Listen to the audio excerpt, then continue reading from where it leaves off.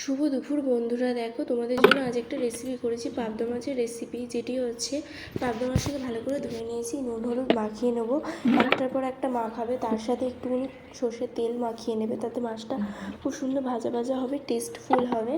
তো তারপরে ভালো করে একটার পর একটা মাখিয়ে নিয়েছে। আর ওখানে দেখো মশলা আছে, হচ্ছে সর্ষে, জিরে, শুকনো লঙ্কা, কাঁচা লঙ্কা, টমেটো, সর্ষের তেল, আর ফোড়নে হচ্ছে কালো জিরা আর হচ্ছে কাঁচা লঙ্কা দিয়ে ভালো করে একটার পর একটা মাখিয়ে নিয়েছি। মাখিয়ে না দিয়ে দেখো আমি সমস্ত জিনিসগুলোকে ভালো করে সাজিয়ে নিয়েছি। আর ওই যে পেস্টটা দেখালাম, তাই সেটা যেটা বললাম সেটা ওই ওখানে দেখাচ্ছি আমি। তারপরে কী করেছি, মাছগুলোকে সুন্দর করে মাখিয়ে নেওয়ার পরে এবার তেলটাকে গরম হতে দিয়েছি কড়াইতে।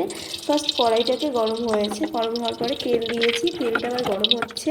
আর তারপরে নুন দিয়ে দিয়েছি, আর ফোড়নে দিয়েছি না সরি মাছগুলোকে এবার দিয়ে দিচ্ছি। মাছগুলো ভাজা ভাজা হয়েছে। এবার দেখো তরকারির জন্য দিয়েছি ফোড়নে শুকনো লঙ্কা, কালো জিরা আর হচ্ছে যতগুলো মশলা রয়েছে, সর্ষে বাটা, টমেটো, কাঁচা লঙ্কা সমস্ত দিয়ে ভালো করে কষিয়ে নিয়েছি।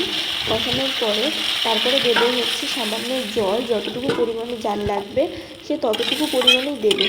আচ্ছা, সামান্য পরিমাণে জল দিয়েছি। এবার জল দেওয়ার পরে জল দিয়েছি, দেখো জল দিয়ে এই যে নাড়ছি। তো তারপরে এবার কী করবো, একটু ভালো করে ফুটে যাবে, মাছগুলোকে ধীরে ধীরে ছেড়ে দেবো। এইভাবে পাবদা মাছ করে দেখো, তোমাদের সত্যি খুব ভালো লাগবে। আমার